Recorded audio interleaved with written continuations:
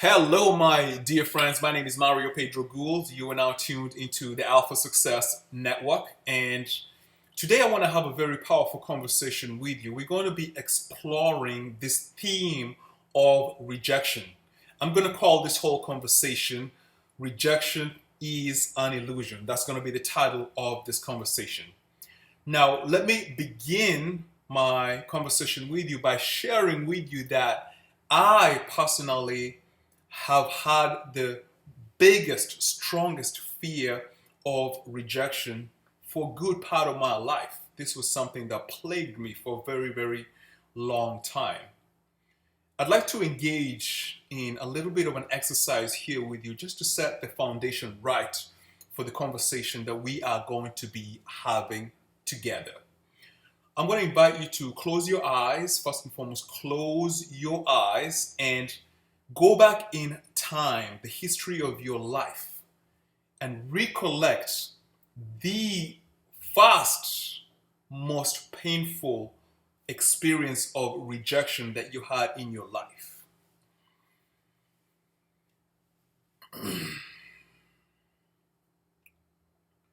In this space, I want you to ask yourself this question mentally. When I experienced this rejection, what is the story that I created about myself? Ladies and gentlemen, I'd also invite you to ask yourself a second question, which goes something like this.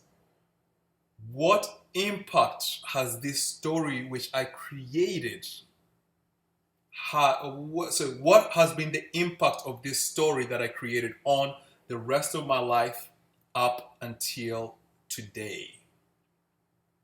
Please open your eyes. Is the fear of rejection real, or is the fear of rejection an illusion, a figment of your imagination? Over the next few minutes, I'm going to share with you a powerful anecdote which will drive home the message that fear of rejection is indeed an illusion. I was 16 years old when I first fell in love, or so I thought. Probably the right word is infatuation. Her name was Catherine Claudio, and she was the most beautiful lady I had ever seen in my entire life. God took his time when he designed Catherine Claudio. She was more beautiful than the women that I seen in Hollywood television shows, soap operas, Days of Our Lives. She was more beautiful than women that I seen in the modeling scene. She was just drop dead gorgeous. She was half Italian, half Kenyan, what you would call a mulatto, but what I call a hybrid. She was so beautiful that if you took Marilyn Monroe and you took Rihanna and you mixed them together, she would leave them both in the dust. That's how beautiful this lady was. And she came from a wealthy, powerful, rich royal family. I just had to have her. I chose Valentine's Day to be the day that I would shoot the arrow of Cupid directly into the heart of Catherine. I gathered all the money that I had saved from selling donuts in class. I had a little side hustle going on. So I took all the money that I had saved for the month of February, and I went out to a flower shop, and I purchased the hugest bouquet of roses that I had ever seen up until that time. I purchased a huge Valentine's Day card. Like, this card was huge. You'd actually open it like a newspaper. It was that big. And I purchased a exquisite set of delectable dark chocolate. Once I had purchased all of these things, my dear friends, I was flat broke, back filled with hope. I had visions in my head of Mario the Prince riding out into the sunset with Catherine the Queen. And with this state of mind, with this vibration, I proceeded to go to Catherine's mansion, or rather castle. And as the security guard ushered me into the home, I walked in, I skipped into the house with the pride of a peacock, and I approached Catherine and presented her with the gifts that I had purchased. And as I presented these gifts to Catherine, I waited for a response. I waited for a response. I waited for a response. There was no response. And after a few brief seconds, the silence in the room was pierced with 5 words. And those words were, Mario, I am not interested.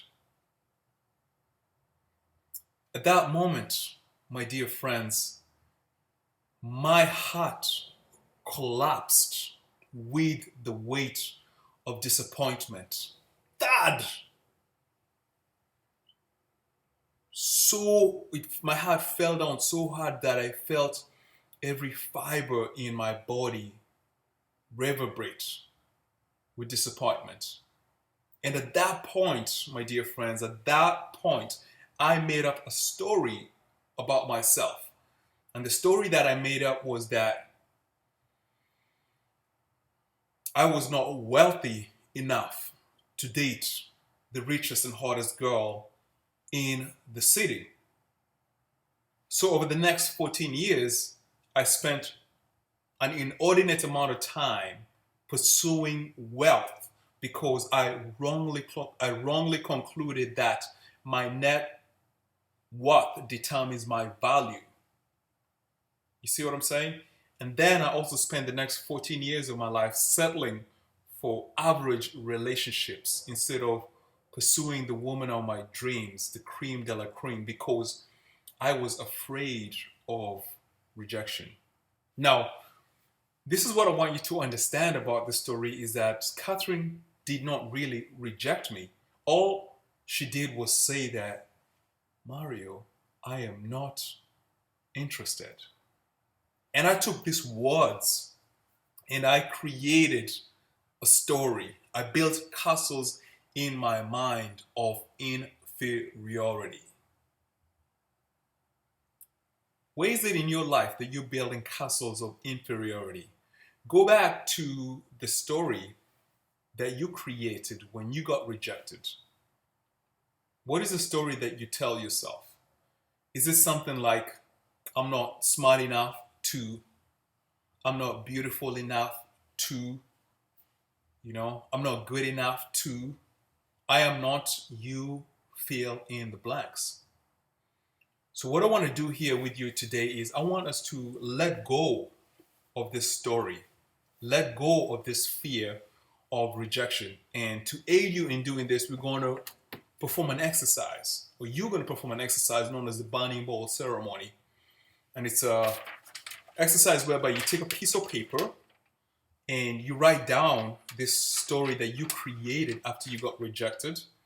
You write down your biggest fear of rejection, and then you take a lighter and you light this paper up. You know what I'm saying? You light it up. You light it up. You light it up. And you let it burn. I'm going to turn this off. But anyway, as it burns, I want you to put that paper in a bowl. And as it burns, that fear of rejection, that story that you have, I want you to proclaim, I am free. I am free. I am free of the fear of rejection. Because, my dear friends, the fear of rejection is an illusion. Go for your dreams. Until next time, we're going to keep bringing you some powerful information. Have yourself a phenomenal rest of your week.